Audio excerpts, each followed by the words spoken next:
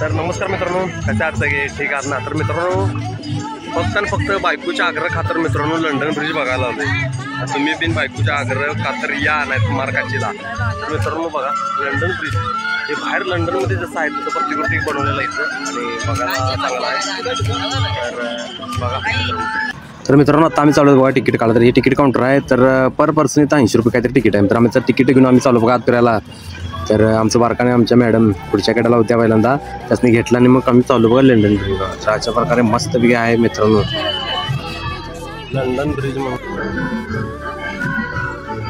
असं हे बनवले बघा, सगळा सीन असा आहे. पब्लिक तर ढीग येते विशेष, सगळी फोटो काढते.